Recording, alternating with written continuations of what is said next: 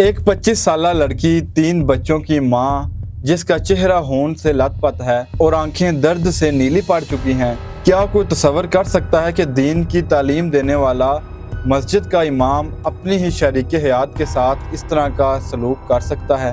آئیے جانتے ہیں کہ نازیہ ایمان کے ساتھ اس طرح کا دردناک رویہ کیسے ہوا، ہونے والے ہولناک ظلم کے پیچھے حقائق کیا ہیں، جانتے ہیں اس ویڈیو میں۔ میری شادی کو 10 سال ہو گئے، میں 12 سال کی ایج میں میری شادی ہوئی تھی، 2 بیٹے اور 1 بیٹی ہے میری۔ نازیہ کی المناک داستان اس وقت شروع ہوئی جب محض 12 سال کی معصوم عمر میں اس کی شادی کر دی گئی۔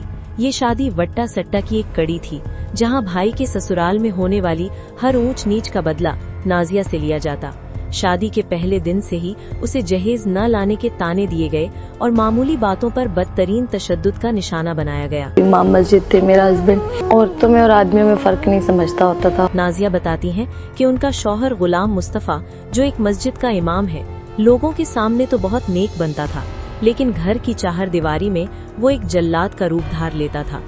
ظلم کی حد تو یہ تھی کہ اس کا شوہر اسے زبردستی مختلف نوکریاں کرنے پر مجبور کرتا تاکہ وہ عیاشی کر سکے۔ یہ میرا ہسبینڈ مجھے زبردستی جابس پہ لگواتا ہوتا تھا کہ مجھے پیسے چاہیے، جہاں سے مرضی مجھے لا کے دو، مطلب کچھ بھی کرو مجھے پیسے لا کے دو۔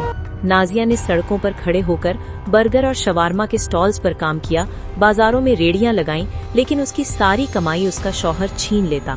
اسے اپنی جیب بھرنے کے لیے پیسے چاہیے تھے اور وہ اپنی بیوی کو کسی بھی حد تک جانے کا حکم دیتا۔ نازیہ نے بتایا کہ اس کا شوہر اسے غیر اخلاقی ویڈیوز دکھاتا اور اسے ذہنی طور پر مفلوج کرنے کی کوشش کرتا تاکہ وہ اس کے کرتوتوں پر آواز نہ اٹھا سکے۔ جب میری شادی بھی ہوئی تھی اور اس طرح سے الٹی سیدھی ویب سائٹ سے نکال کے الٹی سیدھی ویڈیوز دکھانا اور اس طرح سے کہ تاکہ یہ لڑکی۔ اس کہانی میں ایک ہولناک موڑ تب آیا جب نازیہ کو معلوم ہوا کہ اس کا شوہر اپنی ہی بھانجی کی متعلقہ بیوی سے شادی کرنا چاہتا ہے۔